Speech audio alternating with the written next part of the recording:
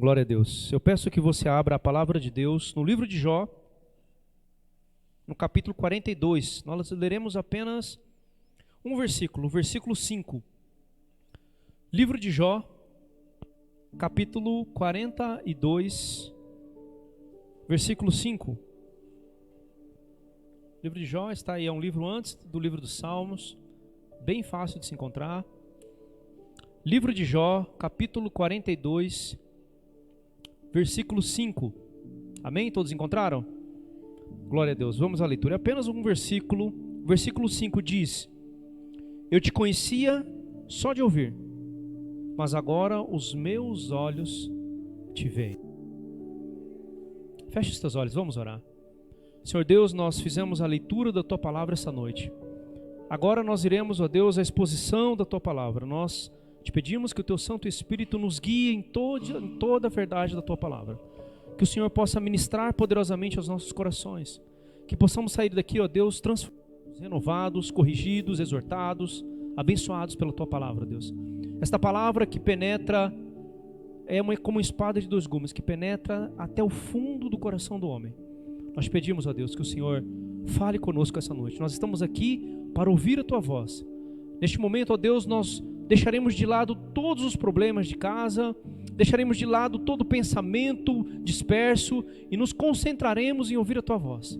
Portanto, Deus, fale conosco, ministra os nossos corações, transforme as nossas vidas, fortaleça a nossa fé. É o que nós pedimos e te agradecemos essa noite, em nome de Jesus. Amém. Irmãos, o tema hoje da mensagem é mantendo a fé. Na verdade, esse é o tema da mensagem de hoje, é o tema do mês de junho. Então, durante todo o mês de junho, toda a pregação aqui, seja nas terças-feiras, seja aos domingos, será sobre este mesmo tema, mantendo a fé. Então, eu peço que você venha, que você participe, meu querido irmãos. Porque falar sobre fé nos dias de hoje é importantíssimo. Os dias que nós estamos vivendo são dias desafiadores à verdadeira fé. São dias que têm colocado a fé do cristão em xeque. Tudo que nós estamos vendo, tudo que nós estamos ouvindo, tudo que está acontecendo, atenta contra a fé. Portanto, nós teremos um mês inteirinho para falarmos sobre fé, sobre manter a fé. Nós teremos vários pregadores, então nós teremos muitos textos, muitas mensagens, muitos sermões sobre manter a fé. Isso é muito bom. Então eu peço que você fique atento, que você participe, que você venha, porque eu tenho certeza que a sua fé será mudada, a sua fé será acrescida, a sua fé será restaurada, em o nome de Jesus. Amém? Então, como dito, hoje nós trataremos sobre esse tema extremamente relevante para a nossa vida. Falaremos hoje sobre a fé, sobre manter a fé. E quando nós falamos de fé, automaticamente vem à nossa mente o capítulo 11 da carta aos Hebreus. Ali é que nós chamamos de a galeria dos heróis da fé. É onde há o relato de homens e mulheres que viveram e morreram pela fé. Hoje nós trataremos bastante sobre Hebreus 11 porque ele é, vamos dizer assim, o guia da fé do cristão. Portanto, nós precisamos entender, meu querido irmão, minha querida irmã, que a fé, ela é um dos elementos principais da vida do cristão. Porque Hebreus 11, no versículo 6, ele diz que sem fé é impossível agradar a Deus. Portanto, se uma pessoa estiver na igreja, sentada nessas cadeiras ou em qualquer lugar, em qualquer outra igreja, mas se ela não tiver fé no teu coração, essa pessoa estará perdendo o seu tempo na igreja. Porque uma vez que ela não consegue agradar a Deus, porque o versículo continua dizendo, ele diz, sem fé é impossível agradar a Deus, porque todo aquele que dele se aproxima, precisa crer que ele existe e que ele é galardoador daqueles que o buscam. Portanto, se eu não tenho fé, eu não consigo crer que Deus existe. Se eu não consigo crer que Deus existe, então, meu querido irmão, então falta a essa pessoa o elemento principal para que ela possa ser considerada um cristão, uma cristã, é a fé. Então nós vemos a importância da fé nas nossas vidas. A fé é fundamental. Só que hoje nós vamos ver a diferença, nós vamos falar sobre a fé verdadeira, nós vamos falar sobre a fé falsa. Mas há fé falsa? Há fé falsa. Como eu disse, às vezes há pessoas que nem fé têm. E há pessoas que estão praticando uma fé falsa, pensando viver uma fé verdadeira. Pensam agradar a Deus, mas não agradam. Então, para a gente começar, nós precisamos entender o que é a fé. O que significa a fé, segundo a Bíblia? Primeiro que nós precisamos entender que não é fácil definir a fé. Deixa eu só aqui. Não é fácil definir o que é a fé, porque o ato de fé, o ato de crer, ele é algo bastante amplo. Todas as pessoas creem em alguma coisa, isso é um fato. Até mesmo quem se declara ateu. Isso significa que nem todas as formas de fé é de fato a fé verdadeira. E as pessoas possuem diferentes conceitos sobre a fé. Então nós começamos a ver que todo ser humano tem fé. Só que existe uma diferença. É isso que nós vamos ver, essa diferença entre uma fé verdadeira e uma fé falsa. No Antigo Testamento, se você for ver, o termo fé, ele aparece apenas 2 vezes. Uma no livro de Deuteronômio, outra no livro de Abacuque. Só que se essa palavra fé no Antigo Testamento ela não é utilizada com frequência, palavras como, expressões como crer, confiar e esperar, eles transmitem esse mesmo conceito de fé. Transmite o mesmo conceito. Por mais que o Antigo Testamento não fale declaradamente a palavra fé, mas ele fala sobre esperança, sobre crer, sobre confiar, sobre esperar. Abraão creu em Deus. Nós estamos falando de fé. Tá? O significado e os aspectos da fé verdadeira. Quando ocorreu a reforma protestante, as igrejas reformadas principalmente, mas vem desde a reforma protestante, elas se debruçaram sobre esse tema, sobre a fé. Eles decidiram estudar a fé, para a fé bíblica, para poder extrair e explicar e passar ao povo, a todo aquele cristão que estava se convertendo, para que ele pudesse saber o que verdadeiramente era fé. Porque nós vemos que desde os primórdios, nós estamos falando de 1500, né? Já havia esses conceitos entre fé verdadeira e fé falsa. Então precisaria estabelecer uma diferença, precisaria estabelecer o que é a fé verdadeira. Quais são os elementos da fé verdadeira? Então, eles definiram 3 aspectos sobre a verdadeira fé. São compreensão, aceitação e confiança. O primeiro aspecto implica em um conhecimento intelectual. Basicamente, esse aspecto significa crer na informação, ou seja, ele destaca o conteúdo sobre o qual alguém tem fé. Isso indica que não adianta simplesmente crer, é necessário crer na informação correta. Como nós vimos, crer, todos creem. Mas os estudiosos dizem que você precisa crer na informação correta. Esta é a compreensão, o primeiro aspecto da fé, compreensão. Eu preciso crer, mas eu preciso crer na informação correta. Senão, crer, todo mundo crê, como eu já disse. Mas eu preciso crer naquilo que é correto. Segundo aspecto, aceitação. O segundo aspecto diz respeito à concordância acerca da veracidade da informação. Implica num assentimento intelectual. Isso indica que não basta apenas crer no conteúdo correto, mas é necessário estar persuadido da verdade desse conteúdo. Então nós falamos sobre compreensão e agora sobre aceitação. Eu preciso crer na informação correta, mas eu também preciso estar persuadido por essa informação. Não basta apenas crer na informação correta, você precisa ser persuadido por essa informação. Não basta apenas você crer na palavra de Deus, a palavra de Deus precisa persuadir você. Você precisa ser convencido por essa palavra.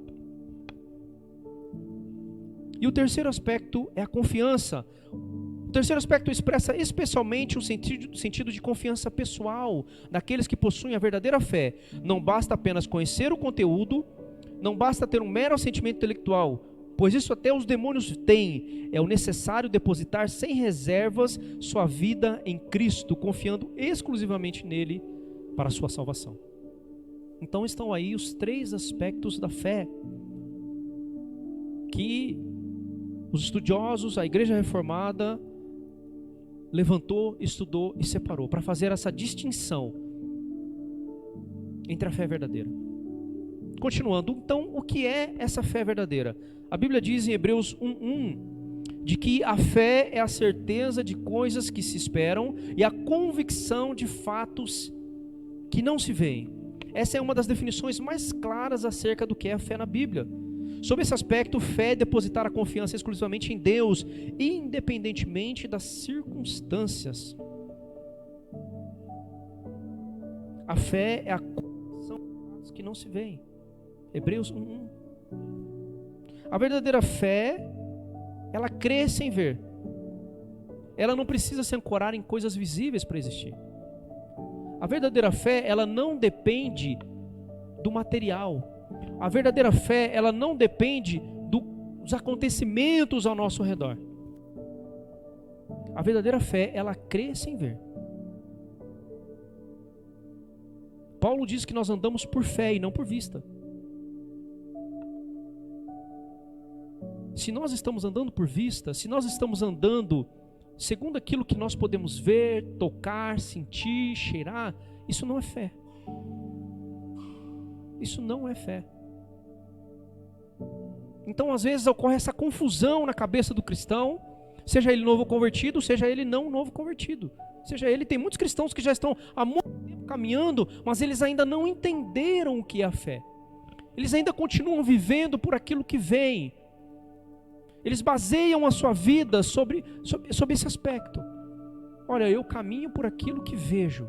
Só que isso é totalmente contrário à fé bíblica, como Hebreus 1:1. Nós precisamos entender isso, porque caso contrário, nós continuaremos insistindo em uma fé ineficaz. Nós continuaremos insistindo em viver uma fé inoperante. Então a palavra de Deus, ela já nos dá essa direção, ela já nos mostra. A fé significa crer sem ver.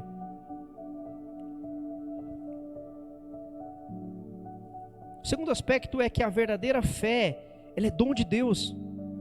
A fé verdadeira não nasce de sinais ou das evidências de milagres. Aqueles que crucificaram Jesus não conseguiram crer mesmo estando diante do maior milagre de todos os tempos. Já parou para pensar nisso? Você já parou para pensar que os fariseus talvez foram os que mais, depois dos discípulos, os que mais ouviram as mensagens e pregações de Jesus? Porque onde Jesus estava, quem estava lá? Um fariseu para atormentar. Estava lá um homem da lei para tentar colocar Jesus contra a parede. Mas mesmo esses homens tendo ouvido o próprio Filho de Deus, o privilégio de ouvir o Filho de Deus pregar, anunciar a salvação, mesmo assim eles não creram. Por quê? Porque a fé verdadeira, ela não nasce no nosso coração. A fé verdadeira, ela não é fruto do coração humano, não é fruto das escolhas humanas. A fé verdadeira, ela não é fruto da capacidade intelectual do homem. A fé verdadeira, ela provém de Deus, ela é dom de Deus. Ela é dom de Deus. Hebreus 12:2 diz que Jesus é o autor e consumador da fé. Portanto, esse é o segundo aspecto. Nós precisamos entender que a verdadeira fé, ela é um dom de Deus.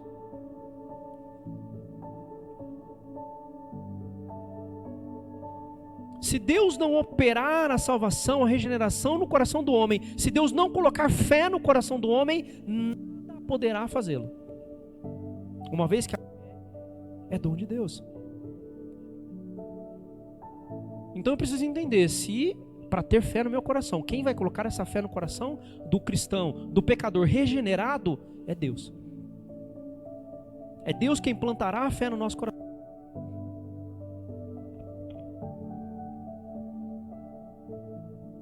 Terceiro, a verdadeira fé resulta em obras.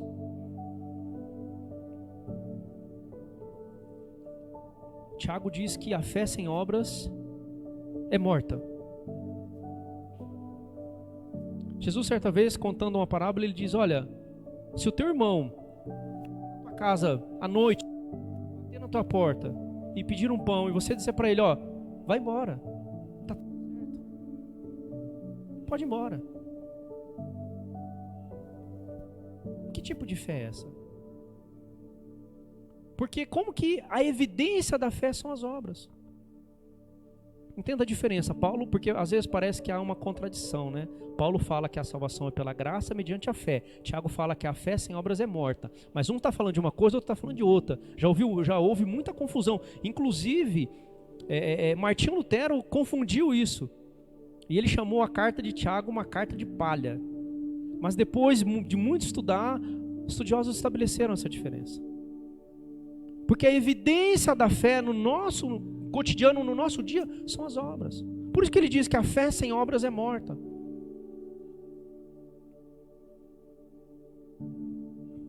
Então a terceira evidência é que a fé resulta em obras. O resultado da fé são as obras.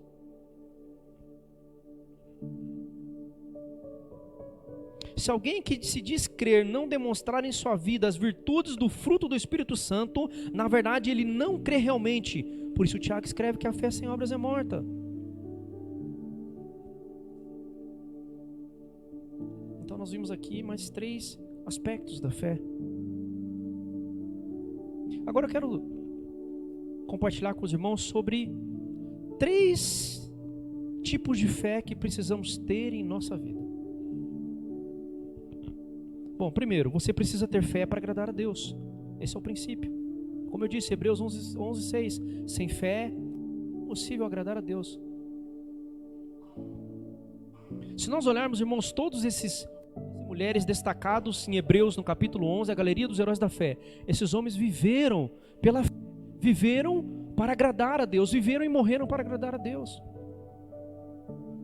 E ele começa a listar Noé, Abraão, Sara, Moisés, Josué e tantos outros. Abraão, sai da tua terra, do meio da sua parentela, vai para um lugar que eu te mostrarei. E Abraão, pela fé, fez o quê? Obedeceu. Agradou a Deus. Noé, construa uma arca, porque vai chover. Nunca havia chovido sobre a terra. Ninguém sabia o que era chuva. E segundo alguns estudos, Noé demorou 120 anos para fazer a arca. Irmãos, que fé é essa? Talvez no meio do caminho a gente já tinha desistido. 120 anos, Deus falou com ele lá no começo, e depois Deus foi falar 120 anos depois para Noé. Foi falar com Noé novamente, 120 anos depois. E aquele homem, na primeira vez que Deus falou com ele, ele creu, e ele foi fazer a arca. Sem fé é impossível agradar a Deus. Nós precisamos ter uma fé que agrade a Deus. Você precisa ter uma fé que agrade a Deus. Olha para Moisés. Hebreu, criado no Egito, criado pela filha de Faraó. Depois foge do Egito, 40 anos no deserto, chamado por Deus. No começo ele titubeia e tudo aquilo que nós conhecemos, mas depois Moisés vai e torna-se o maior profeta da história de Israel. Pela fé, se você ler o capítulo 11, ele está sempre dizendo assim, ó, pela fé, alguém fez alguma coisa, pela fé, o outro fez isso, pela fé, o outro fez isso, pela fé, o outro fez isso. Tem que ser assim conosco. Pela fé nós vivemos, pela fé nós caminhamos, pela fé nós louvamos a Deus, pela fé nós seguimos, pela fé nós não desistimos. Nós precisamos ter essa fé que agrade a Deus. Segunda fé que nós precisamos ter, a fé salvadora. O apóstolo Paulo, na sua carta aos Efésios, no capítulo 2, a partir do versículo 8, ele diz que a salvação é pela graça, mediante a fé. Isto não vem de vós, é dom de Deus. A fé salvadora tem suas raízes na vida regenerada. Uma vez que o crente foi salvo por Cristo, regenerado pela obra da cruz, ele viverá de acordo com a fé que foi plantada em seu coração por Deus.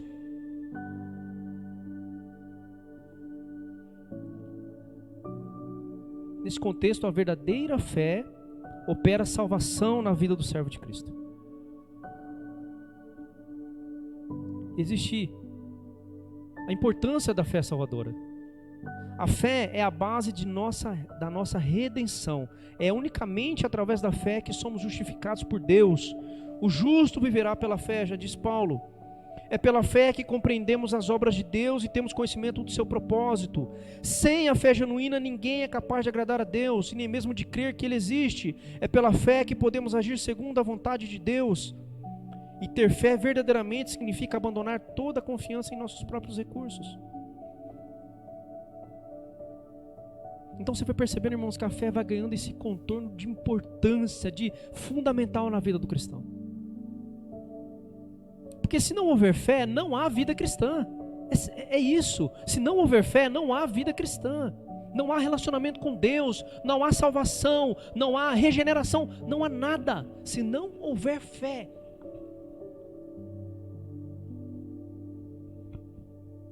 E eu tenho certeza que Deus continuará falando conosco durante todo esse mês de fé. E nós vamos ver vários aspectos de fé.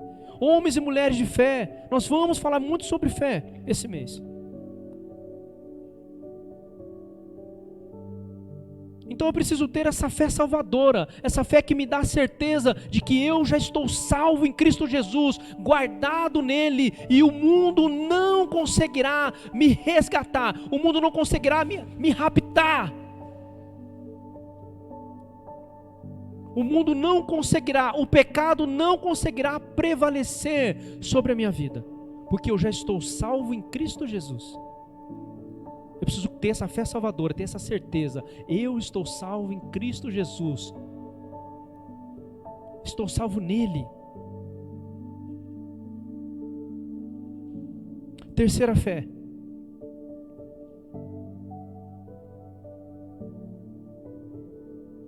A fé miraculosa. Lucas 8:48, Jesus dizendo para a mulher com fluxo de sangue. Então Jesus lhe disse: filha, a sua fé salvou você. Vá em paz. Quando Jesus diz a sua fé salvou você, essa palavra salvar no grego, ela tem um sentido de curar. Então Jesus está dizendo: filha, a sua fé curou você. Nós precisamos ter fé para acreditar no impossível, para crer de que Deus pode e Ele opera o impossível na minha vida e na vida dos meus irmãos, e que Deus também quer operar o impossível através de mim. Eu preciso ter essa fé miraculosa. Eu preciso ter essa fé que me faz crer que Deus é capaz de operar o impossível. Quantas pessoas que já perderam essa fé, que já não conseguem crer mais de que Deus pode fazer, de que Deus pode curar, de que Deus pode transformar, de que Deus pode mudar as coisas. Perderam essa fé miraculosa. Perderam essa fé que faz crer no impossível. Nós precisamos ter. Então nós falamos sobre 3 fé que nós precisamos ter. Fé para agradar a Deus. Fé para a salvação. A fé salvadora. E a fé miraculosa.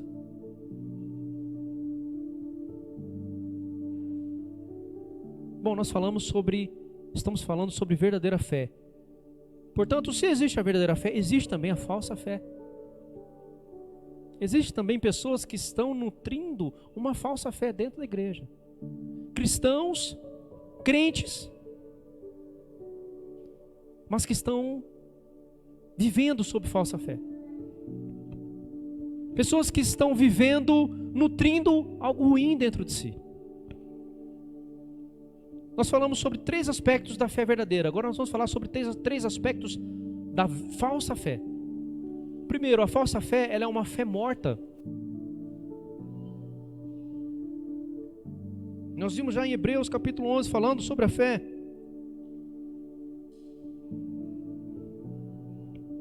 A fé é a confiança de que a palavra de Deus é verdadeira, não importa as circunstâncias. Qual é o tipo de fé que salva uma pessoa? Nem todas as pessoas que dizem crer em Jesus estão salvas. Por quê? Porque estão nutrindo uma fé morta. Estão nutrindo uma fé morta.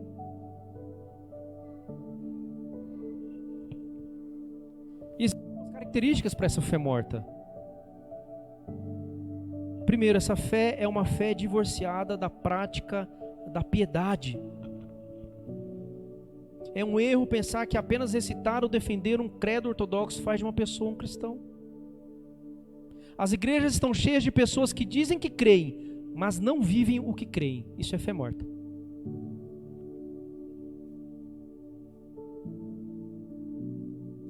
Meu querido irmão, com Deus não funciona aquele negócio do faço o que eu falo, mas não faço o que eu faço. Digo que eu tenho fé, mas vivo por essa fé que eu digo ter. Isso é uma fé morta. Por quê? Porque é uma fé inoperante. É uma fé que é uma fé ineficaz. É uma fé que transforma. É uma fé que não é o princípio de regeneração. É uma fé que não faz nada.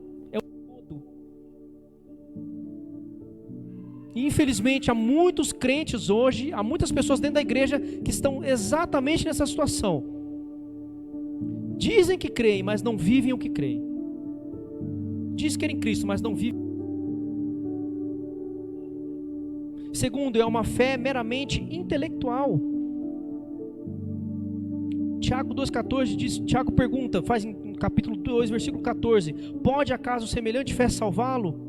Quando semelhante, ele está falando de um certo tipo de fé, ou seja, a fé apenas verbal em oposição à fé verdadeira. Tiago continua dizendo: meus irmãos, qual é o proveito se alguém disser que tem fé, mas não tiver obras? As pessoas com fé morta substituem obras por palavras. Já viu aquelas pessoas que elas falam, mas não fazem nada?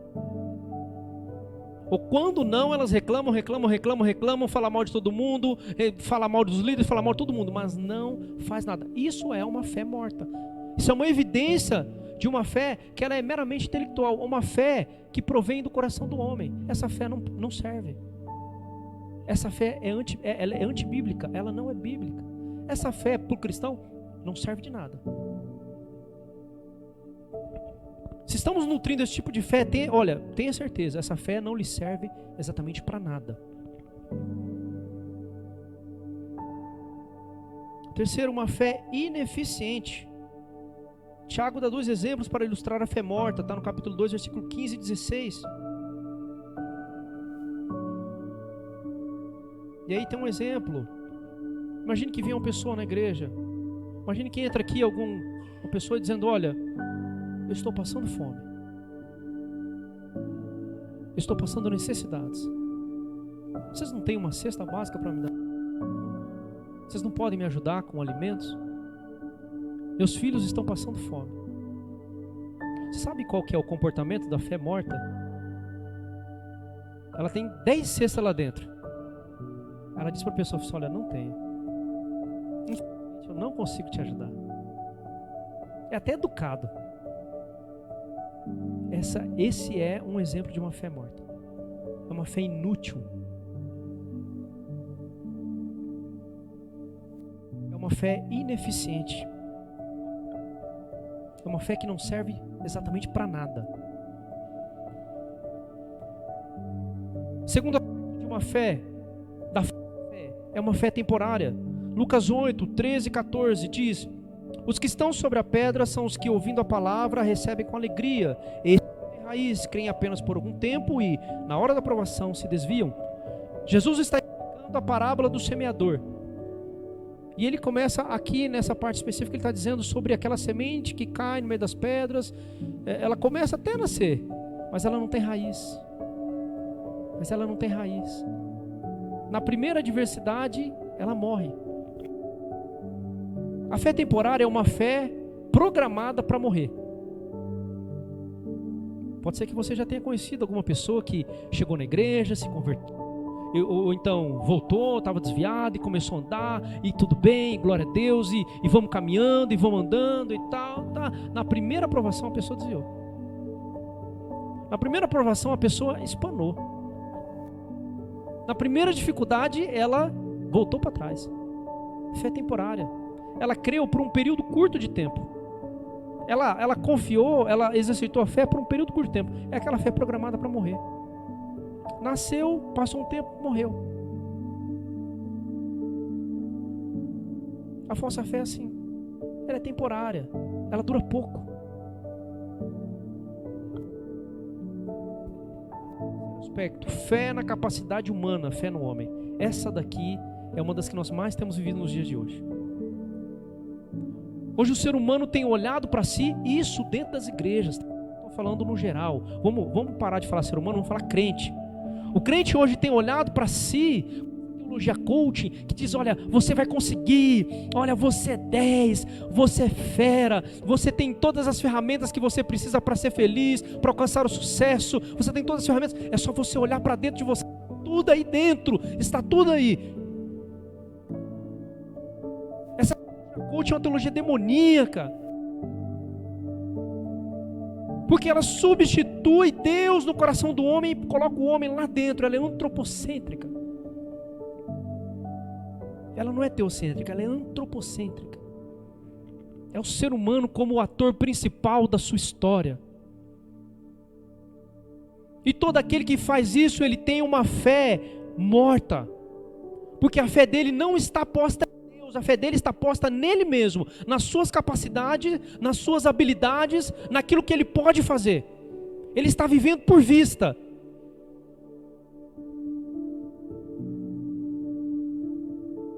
Deus não está interessado no quanto você confia em si mesmo, o quanto você deposita a sua fé em si mesmo. A fé bíblica, ela é direcionada para Deus. Deus põe a fé no coração do homem, para que esta fé seja direcionada a Ele.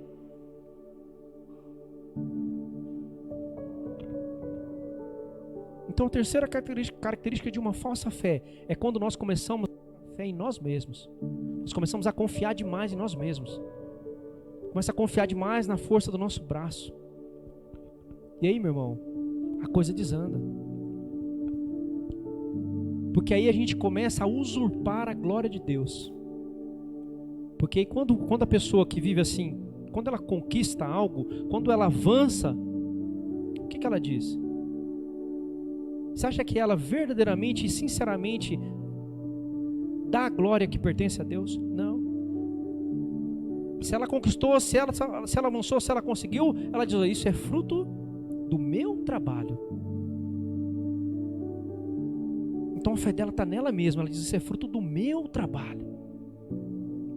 Da boca para fora ela diz, não, glória a Deus, Deus me deu, mas no coração está queimando essa fé falsa. Ele está dizendo, não, olha, eu consegui, eu cheguei lá. Todo aquele que nutre a fé em si mesmo, ele está vivendo uma fé falsa.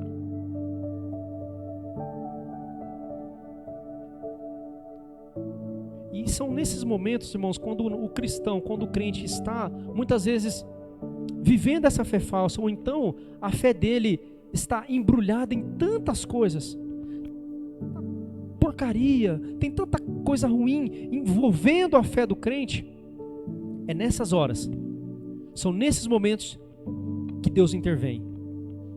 São nesses momentos que Deus age na vida do homem.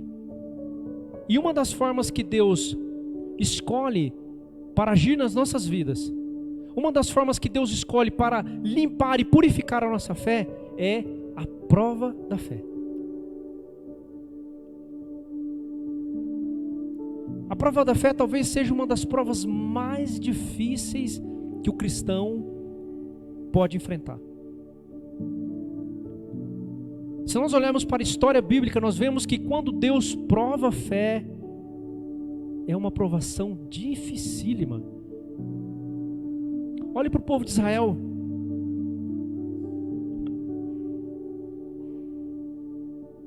O povo de Israel pecando sistematicamente contra Deus.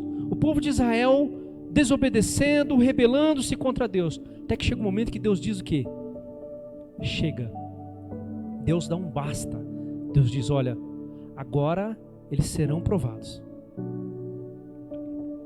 O resultado disso foram 70 anos de cativeiro. 70 anos de cativeiro. Isso nós estamos falando para as tribos que estavam no sul. Porque as tribos que estavam no norte, o que aconteceram com eles? Eles foram retirados de suas terras e nunca mais voltaram. Até hoje há o povo de Israel espalhado inteiro. Deus disse, olha, eu vou tirar vocês do lugar de vocês e vocês nunca mais voltarão para casa. E isso aconteceu. No sul, 70 anos de cativeiro. Na Babilônia, Deus, quando decide provar a fé do cristão, a fé do crente, meu irmão, não é fácil. Só que muitas vezes torna-se necessário, justamente por causa disso, porque a gente vai começando a colocar penduricalhos na fé. A gente tem fé, mas a gente começa a fazer o quê? Pega a autoestima elevada e põe na fé. A autoestima elevada? Sabe quando você acorda de bom humor? Sabe quando a pessoa acorda animada? Dizem que quando a pessoa acorda brava, dia ruim, ela levanta com o pé esquerdo, acho que é mais ou menos isso, né? A pessoa quando está de bom humor, ela levanta com os dois pés, ela não é aleijada. Ela levanta com os dois pés, ela está alegre e tal, e ela está cheia de autoestima elevada, está lá em cima. O que ela faz? Ela chama isso de fé. Nós temos o hábito de confundir muitas coisas com a fé. Otimismo, positividade e tantas outras coisas que nós vamos confundindo isso com fé. Nós vamos chamando tudo isso de fé. Então nós vamos agregando à fé um monte de coisa. Só que isso é fé de fato? Não. Não é. É fé que agrada a Deus? Não. Entenda uma coisa, meu querido irmão, você que é eleito de Deus, minha irmã, você que é eleita do Senhor, tenha certeza, Deus não nos deixará caminhar no escuro, na escuridão da falsa fé. Só que para que isso aconteça, Deus precisa nos provar, Deus precisa provar a nossa fé.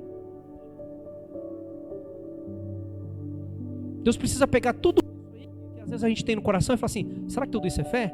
Vamos provar?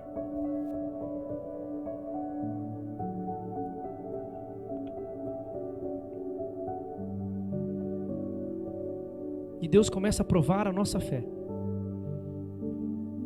E como eu disse, não é fácil. Às vezes é doloroso. Às vezes é difícil. Às vezes é algo que às vezes muda na nossa vida para sempre, para todo sempre. E é aqui que nós entramos na história de Jó. Jó talvez foi um dos homens que passou por uma provação de fé mais difícil da Bíblia, da história bíblica. Porque esse homem saiu de uma condição ótima. Esse homem tinha muitos animais. Esse homem tinha uma família maravilhosa, 7 meninos, 3 moças, uma esposa, empregados. Era um homem que era bem quisto na sociedade. Era um homem que as pessoas paravam para ouvi-lo. Era um homem que as pessoas gostavam de ouvir. Um homem que tinha uma palavra, sempre tinha uma palavra de aconselhamento, um conselho. Um homem que acolhia, que ajudava. Um homem bem quisto onde morava. Ele estava lá. E agora Jó é submetido em uma provação de fé. E você que já leu a história de Jó, leu o livro de Jó, você vai ver que Jó sai dessa condição para uma condição de miserabilidade. Miserabilidade.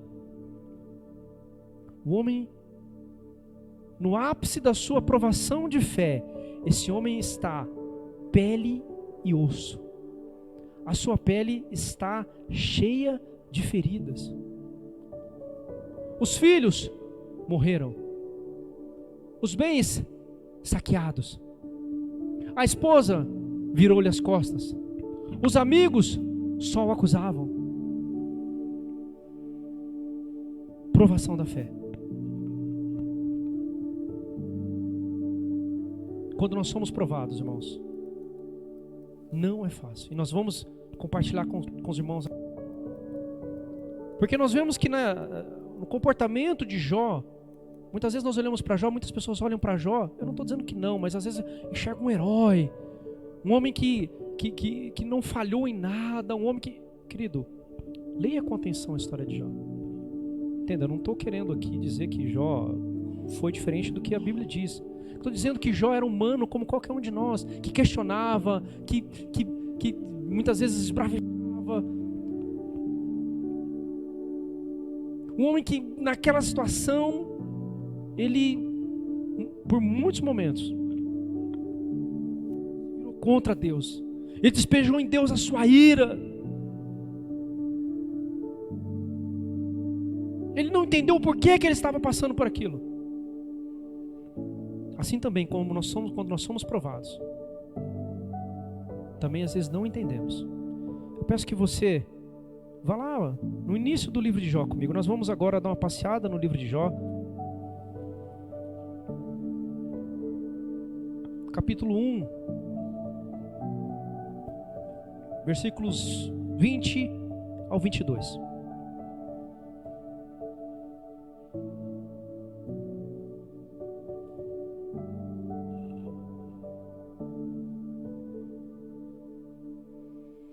Jó capítulo 1, versículo 20, diz: Então Jó se levantou, rasgou o seu manto, raspou a cabeça, prostrou-se em terra e adorou, e disse: Nu saí do ventre de minha mãe, e nu voltarei. O Senhor o deu e o Senhor o tomou. Bendito seja o nome do Senhor. Em tudo isto Jó não pecou, nem atribuiu a Deus falta alguma. Irmãos, no início, quando nós começamos a passar por uma provação de fé, como eu disse, essa fé ainda está cheia de coisas. E uma das coisas que está nessa fé são um otimismo exacerbado, é um positivismo, é uma autoestima elevada. O que você vai perceber, irmãos, o Jó acaba de perder 10 filhos. Perdeu tudo que tinha. O que ele diz? Deus me deu, Deus o tomou. Bendito seja o nome do Senhor. No início, quando a provação de fé começa, a gente ainda está animado. Ainda essa autoestima ainda está elevada. A gente ainda está, não, tudo bem. Deus me deu, Deus o tomou. Glória a Deus por isso. Sabe aquelas, a gente ainda está naquela, a gente tem muito aquelas frases de efeito. Já viu aquela, o povo estava esse dia falando, foco, força e fé.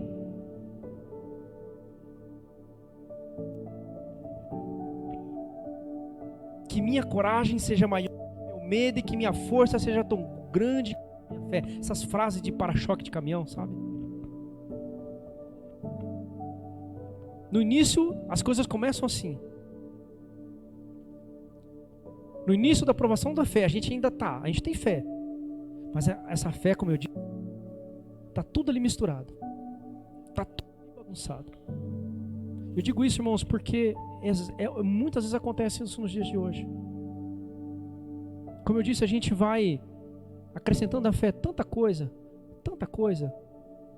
que na hora que começa a aprovação, a gente ainda está animado. Por quê? Porque às vezes a gente está confiante nessas coisas que nós colocamos nós colocamos a nossa fé. Só que a prova da fé, ela vem justamente para provar isso. Será que essas coisas são capazes de nos sustentar? Você acha que otimismo suporta a provação de fé? Não. Autoestima elevada suporta a provação da fé? Não. Então são as primeiras coisas que começam a cair. São das primeiras coisas que começam a cair. Que na hora que o fogo da provação vem, meu irmão, essas coisas não ficam. E entenda sempre do que nós estamos falando. O intuito de Deus é chegar lá na fé genuína, na fé verdadeira, que está lá no teu coração. Só que precisa tirar todas essas camadas, todas essas sujeiras que nós colocamos.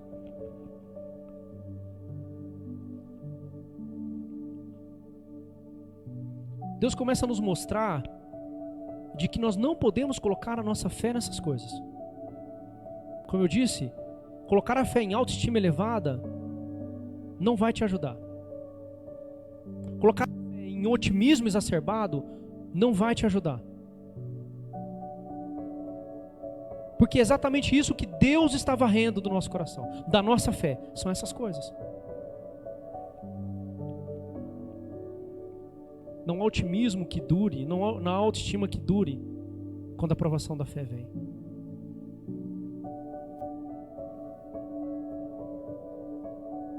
E aí começam a se passar os dias. Isso me faz lembrar, nos tempos do profeta Jeremias, Deus havia dito para Jeremias que o povo ficaria 70 anos no cativeiro. Aí surgiu um falso profeta lá, falou, não, serão só 2 anos. Serão só 2 anos. Aí o profeta Jeremias falou, então vamos fazer o seguinte, você vai morrer. Se eu estiver errado, se você estiver errado, você vai morrer. O profeta morreu. Então quando nós começamos, Deus começa a tirar as coisas, nós começamos a perceber que a prova da fé, ela vai longe, ela demora, ela é comprida, ela não vai acabar amanhã. Nós não vamos começar a ser provados hoje, semana que vem já está tudo bem, semana que vem já está tudo resolvido, seria ótimo, mas não é assim que funciona. A prova da fé, ela é dura,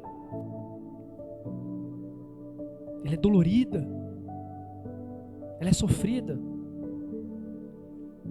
E aí quando nós percebemos que aquela provação ela vai durar, ela vai continuar, de que as coisas não se resolverão fácil, não se resolverão rapidamente, assim como Jó, dá-se início à queixa. No capítulo 3, no versículo 1, diz que depois disso Jó passou a falar e amaldiçoou o dia do seu nascimento. É nesse momento, irmãos, que a nossa humanidade grita. É nesse momento que a nossa humanidade fala mais alto. Quando nós percebemos que a prova da fé continua, quando nós percebemos que a provação vai continuar, a gente começa a se queixar. Olhe para Jó.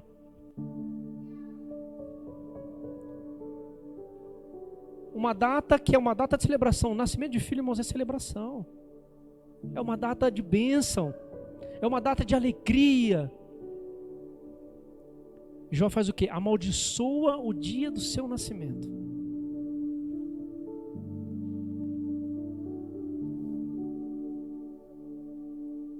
No versículo 11 ele diz, por que não morri ao nascer?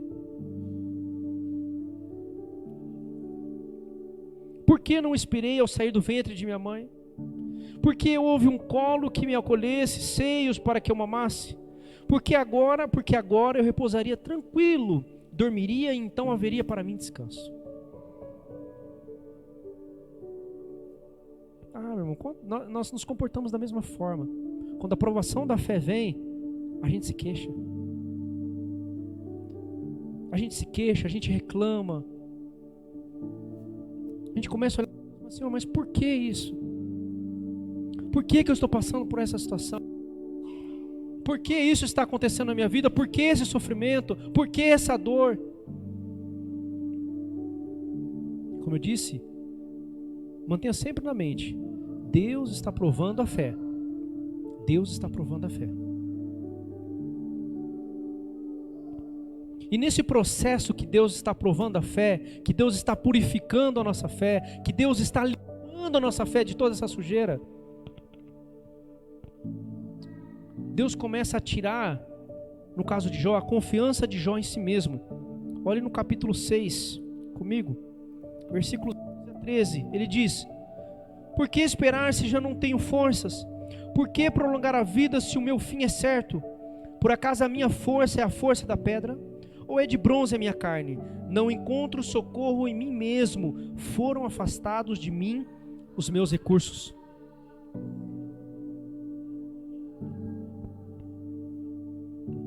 Jó está dizendo, olha, tudo aquilo que eu tinha, que eu podia me apoiar, foi me tirado. Deus começa a tirar a confiança de Jó em si mesmo. Na prova da fé, Deus faz a mesma coisa conosco. Quantas vezes, irmãos, nós construímos castelos? Porque o homem, como é que funciona? O homem, quando ele chega no ambiente, uma das primeiras coisas que ele faz é criar uma zona de conforto. Nós fazemos isso, nós somos assim. Da mesma forma, nós criamos uma zona de conforto para a nossa fé. E sem perceber, nós começamos a engessar a nossa fé. Nós começamos a atrofiar a fé porque a gente não pratica. Porque a gente não pratica essa fé diariamente.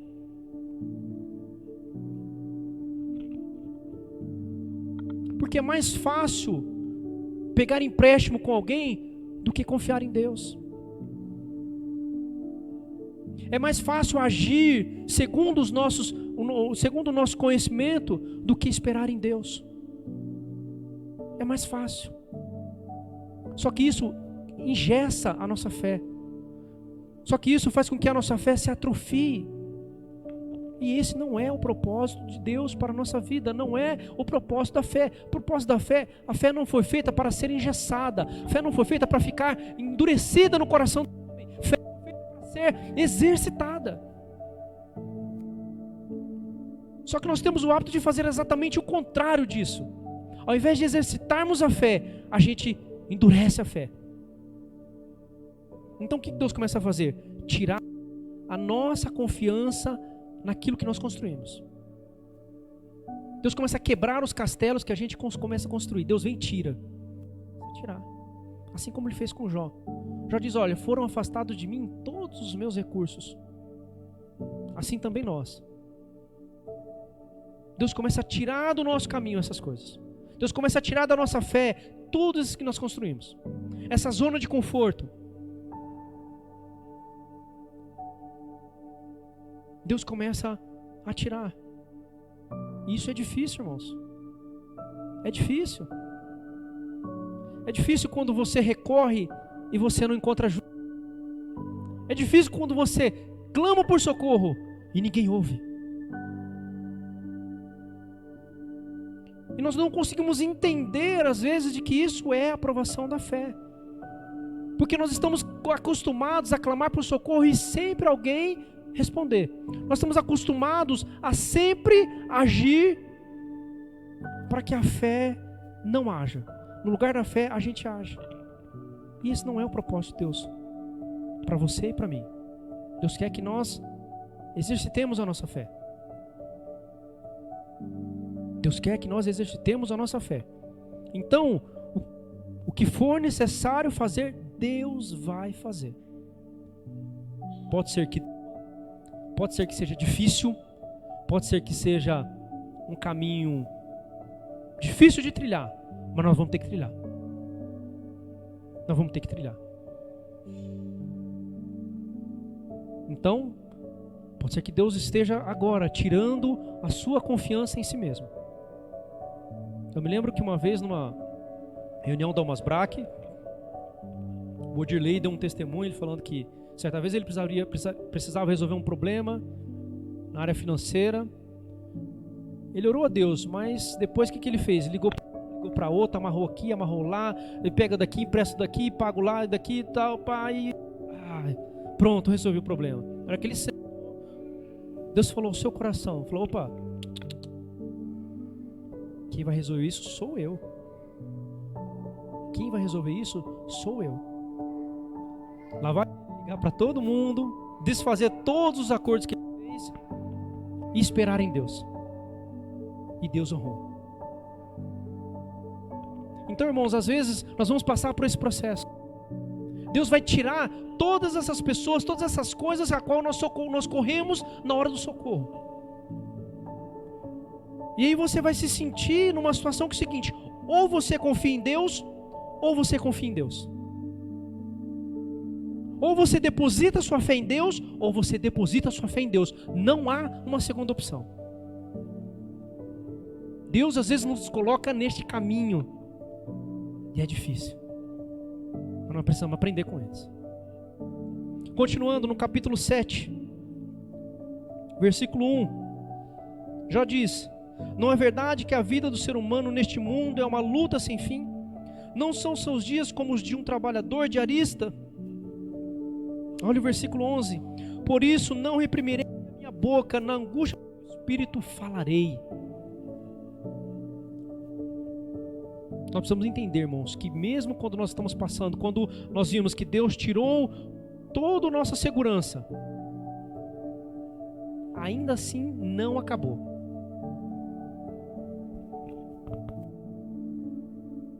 Na nossa angústia de que tudo aquilo acabe, de que toda essa situação passe, a gente está igual Jó, a gente continua as nossas queixas, a gente continua reclamando.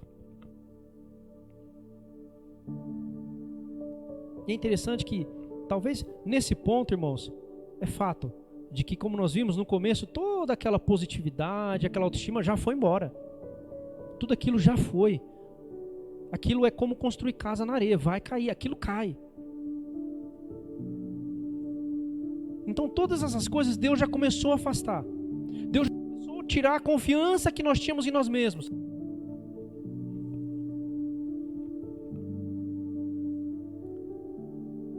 Só que já acabou? Não. Porque muitas vezes, misturado à fé, há muita impureza. O que são as impurezas? Incredulidade, medo, insegurança, ansiedade. Às vezes nós temos fé, mas nós estamos sendo consumidos pelo medo. Terça-feira na abertura eu falei sobre o Salmo 25, Davi dizendo: não temerei. Às vezes nós temos fé, mas essa fé não está em evidência. Por quê? Porque nós estamos sendo consumidos pelo medo, estamos sendo consumidos pela ansiedade, estamos sendo consumidos por tantas outras coisas. Lembra a passagem que Jesus estava no barco com os discípulos? Jesus estava lá dormindo, tranquilo. A tempestade aumentou, a tempestade veio. Os discípulos foram lá acordar Jesus: mestre, mestre, não te importa que morramos? O que Jesus disse para aqueles homens? Homens de pequena fé, por que duvidaste? Eles tinham fé, mas a fé estava pequenininha. A dúvida, o medo era maior do que a fé. Às vezes a nossa fé está cheia dessas impurezas, incredulidade. Ah, mas espera aí, como eu tenho fé, como que eu posso ser incrédulo? Sim, às vezes nós temos fé, mas nós não conseguimos crer nas promessas de Deus. E ao não conseguirmos crer nas promessas de Deus, a gente não consegue descansar em Deus. Eu sei que Deus pode fazer, mas eu não consigo descansar. Eu sei que Deus pode operar, mas eu não consigo crer. Eu vejo Deus operando na vida dos irmãos, na vida da irmã, do irmão, mas eu não consigo crer que Deus pode fazer a mesma coisa na minha vida. Incredulidade. Nós temos fé, mas a fé está cheia de impurezas. Incredulidade. Cheia de... Irmão, lembra no começo da pandemia? As pessoas só faltavam se enfiar debaixo da cama. E o crente da mesma forma, ouvindo tanta bobagem que se falava em televisão, e as pessoas só faltavam se enfiar debaixo da cama. Medo. Entenda, eu não estou dizendo, não estou tirando a importância desse fato, só estou dizendo que nós não podemos nos mover pelo medo, ou não nos movemos por causa do medo. A fé precisa ser maior do que o medo. A fé precisa ser maior do que a ansiedade. Às vezes nós estamos sendo consumidos pela ansiedade, medo do futuro. Eu tenho fé, só que essa fé está sendo engolida pelo medo, pela ansiedade. E aí eu não consigo crer, e aí eu não consigo confiar, aí eu não consigo descansar em Deus. Aí a vida se torna um inferno, a vida se torna um tormento. Porque essa fé ela não consegue operar em nós. Então entenda, às vezes nós estamos no meio da provação, só que ela ainda não acabou. Deus ainda tem algo a fazer em nossas vidas. Deus ainda tem que purificar a nossa fé. E essa purificação, a Bíblia diz que ela é através do fogo. É o fogo que refina o ouro. Talvez você dizendo, Senhor, está queimando. Está queimando. Mas tenha certeza que Deus está purificando a sua fé. Deus está purificando, refinando a sua fé. Provérbios 24:10 diz: se te mostrares fraco no dia da angústia, ó, quão pequena será a sua fé.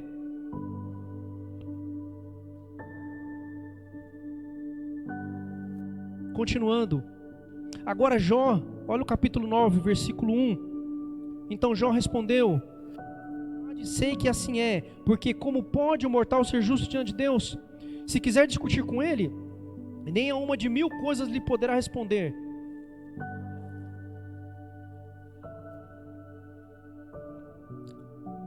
Outro aspecto da provação da fé é que a nossa justiça não nos apoiará. Quantas vezes nós tentamos nos basear na nossa própria justiça? Nós tentamos nos justificar diante de Deus. Sabe, dizer o seguinte: Deus, não é justo isso que está acontecendo comigo. Não é justo. Talvez você já tenha dito isso para Deus: Senhor, não é justo isso que está acontecendo comigo. Eu sou teu servo. Eu sou tua serva. Eu sou fiel. Eu participo da igreja, eu congrego.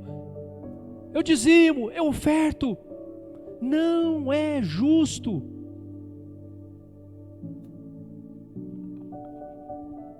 Quantas vezes nós dissemos isso a Deus, irmãos? Senhor, não é justo. Nós tentamos nos justificar diante de Deus. Só que entenda uma coisa: a nossa justiça não nos apoiará.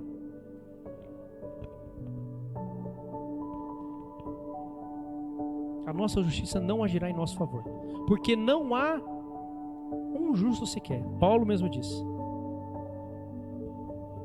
Não tente se apoiar nas suas obras para tentar barganhar com Deus. Não tente. Continuando, que a hora já está indo. No capítulo 17, versículos 15 e 16, diz: onde está então a minha esperança? Sim, a minha esperança, quem a poderá ver? Ela descerá até as portas do mundo dos mortos, quando juntos descansarmos no pó.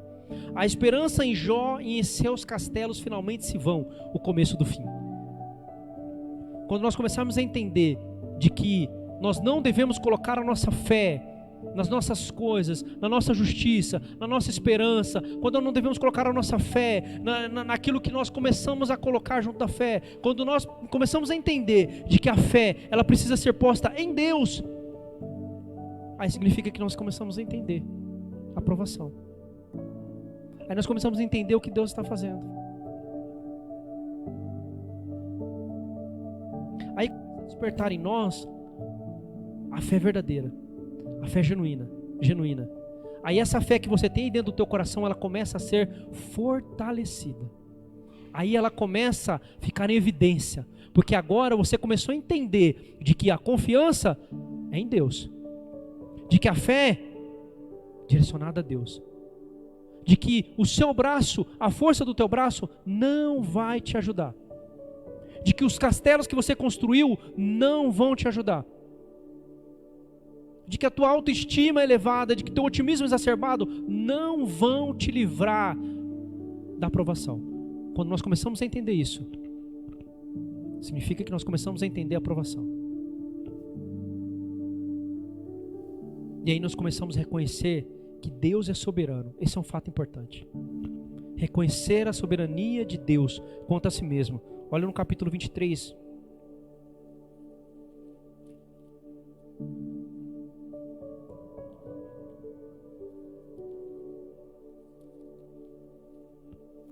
Versículos 8 a 12.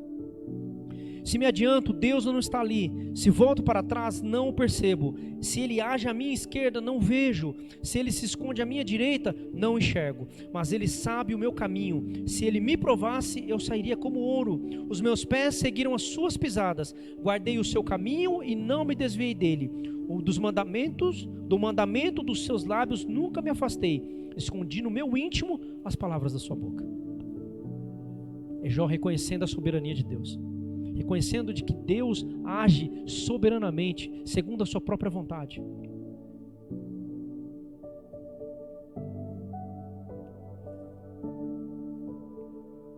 Irmãos, nós precisamos entender que Deus é soberano. Nós precisamos entender que quando Deus começa a nos provar,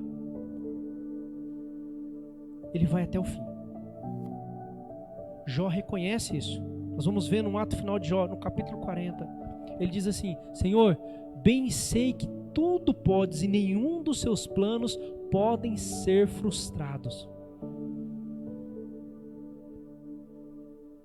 Se o plano de Deus é provar a nossa fé, então essa fé vai ser provada.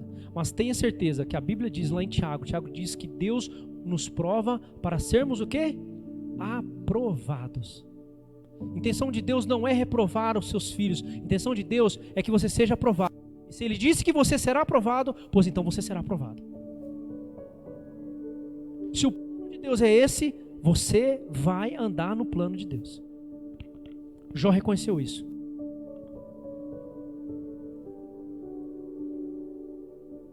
Ele reconheceu a soberania de Deus.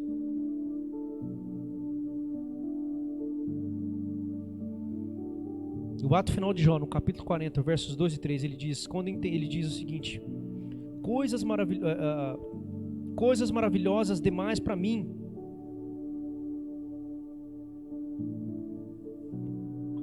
Quando nós entendemos que Deus age soberanamente, e quando Deus age são coisas maravilhosas demais para o nosso entendimento. Às vezes a gente não entende como Deus age. Mas irmãos, tenha certeza que se Deus está provando a nossa fé, é para sermos aprovados. Então, no final de tudo isso, o que restou? No final de tudo isso, restou um homem, como eu disse, naquela situação, traído pelos amigos, abandonado pela esposa, porque perdeu tudo. Restou Jó e a sua fé. Só que agora essa fé é uma fé viva, é uma fé pungente, é uma fé operante, é uma fé que opera na vida do crente. E essa fé é que nós devemos manter. Segundo o tema que nós vamos trabalhar esse mês, mantendo a fé. É essa fé que nós devemos manter. Não é a fé em si mesmo. Não é a fé nas coisas que você possa fazer. Não é a fé nos castelos que você construiu. É a fé genuína e verdadeira em Deus. É essa fé que você precisa manter. Portanto, se você está passando por um momento de provação de fé, entenda uma coisa: Deus está retirando toda a sujeira, para que a verdadeira fé brilhe, para que essa fé seja fortificada dentro de você. Como eu disse, Deus não deixará os seus filhos, os seus eleitos caminharem na escuridão. Se necessário for, Deus vai provar, mas Ele também vai aprovar. Pode ser que você esteja passando por uma provação de fé nesse momento. E às vezes a gente pensa: Senhor, eu não vou suportar. Eu não vou conseguir. Olhe para Jó. Olhe para Jó. Jó perdeu de uma forma que, se nós perdêssemos 50% daquilo que Jó perdeu, muitos de nós já teriam renunciado à fé. Mas nós devemos aprender com Jó. Aprender que se Deus prova, Ele aprova. Portanto, meu irmão, não desista. Continue crendo. Continue crendo. Faça igual Paulo. Paulo diz o seguinte: eu sei em quem eu tenho crido. Eu sei. Você sabe? Você sabe em quem você tem crido? Você sabe em quem você tem posto a sua fé, depositado a sua fé? Jó, em um certo momento, ele diz: eu sei que o meu Redentor vive, e ele a seu tempo se levantará sobre a terra. É esta fé, irmãos, purificada, transformada, regenerada, fortificada, que nós precisamos manter. Não se desespere se Deus estiver tirando tudo de você. Não se desespere. Deus restaurou a sorte de Jó. Deus restaurou o povo de Israel à sua terra. Porque ele falou que o povo ia para o cativeiro, mas ele também trouxe esperança. Ele disse: olha, vocês voltarão para essa terra.